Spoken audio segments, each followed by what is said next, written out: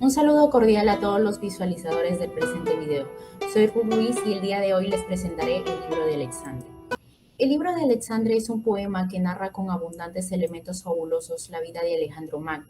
Está escrito utilizando la cuadernavía por la extensión del texto que supera los 10.000 versos. Por la relevancia de las fuentes, los asuntos tratados y la enorme erudición que se muestra y la internacionalidad del tema, puede ser considerado como la obra más interesante del Mester de Clerecía. Esta obra se ha conservado en dos manuscritos, el más antiguo en pergamino de fines del siglo XIII o principios del XIX. Muestra leonecismos en su lenguaje y en la última estrofa se afirma que lo escribió Juan Lorenzo de Astorga. El otro manuscrito, en papel del siglo XV, tiene algún aragonesismo y su estrofa final se la atribuye a Gonzalo de Berceo. Este poema está construido como un verdadero monumento de erudición. Su asunto, en primer lugar, la historia de Alejandro, representa un notable incremento para la literatura erudita en España. El texto está compuesto de acuerdos con los más exigentes cánones de retórica y poética. Los elementos decorativos suponen un derroche de todas las ramas del saber concebidas por el autor como un conjunto científico. El héroe del poema está moldeado por el autor como un arquetipo, no simplemente con las tradicionales virtudes de justicia y valor atribuidas comúnmente a los reyes, sino como un hombre letrado, sabio y diversamente instruido en todas las ciencias. Este poema se divide en tres partes primordiales. La primera parte es la presentación del héroe y la etapa de su aprendizaje. La segunda es de ascenso y la última y tercera es de máximo poder y caída. En la primera parte se descubre el carácter del héroe y presenta el mundo en que realiza su formación, lo que permitirá más tarde comprender su comportamiento a lo largo de su vida. Narra los grandes prodigios que tienen lugar cuando nace, su educación por Aristóteles, su gran inteligencia, la ira que lo corroe cuando advierte que los reyes de Grecia son tributarios del rey persa Darío III, su ambición de sacudir ese yugo y cómo es armado caballero y se niega a pagar tributo a Darío. En la segunda parte se ponen en manifiesto los trabajos que habrá de padecer hasta conseguir su hegemonía en el mundo.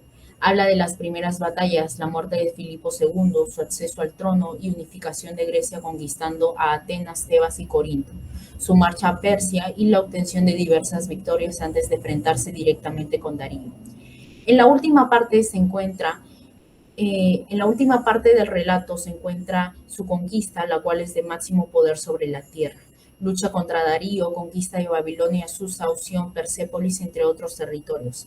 Habla de la muerte de Darío a manos de los traidores, habla de las honras fúnebres que le dispensa Alejandro y ejecución de sus asesinos y la conquista de la India.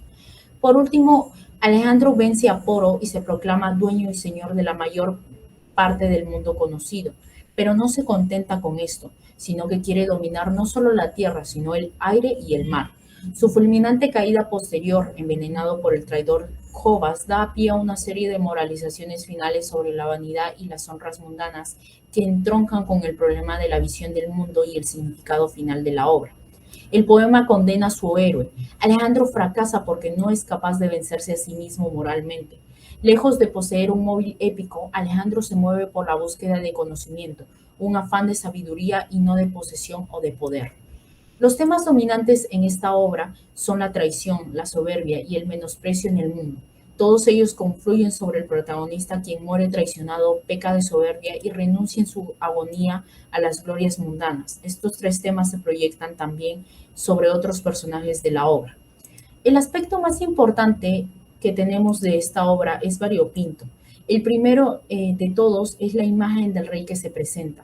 El poema fue escrito para ser leído en la corte. Más aún, el autor Raymond Willis precisó la idea de que la obra pudiera ser un speculum principis, es decir, espejo de los príncipes, dirigido a Fernando III el Santo o a su hijo Alfonso X.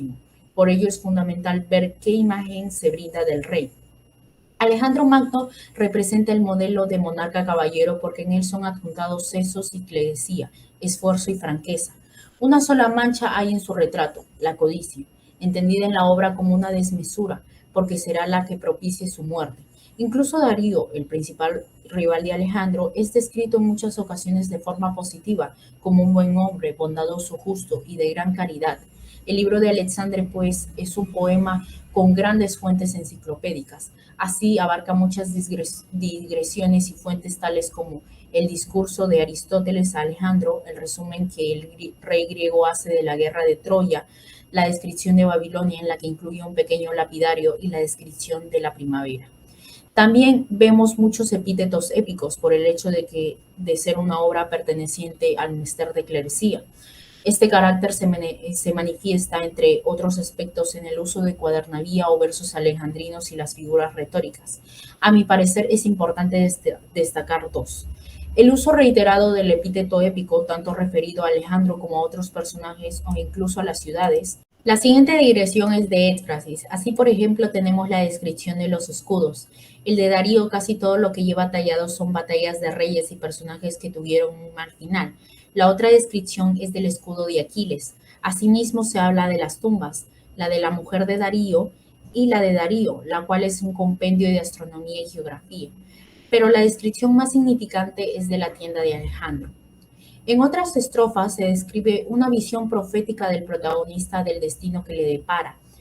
Se habla del descenso de la naturaleza hasta los infiernos para que Lucifer ataje la ambición desmedida del rey griego.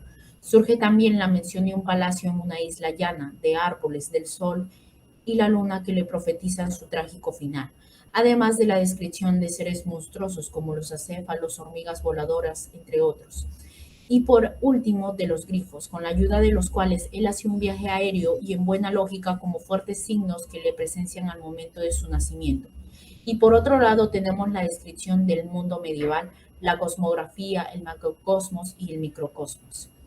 En su conjunto, el poema de Alexandre viene a ser el primer precursor de los libros de caballería en la literatura española.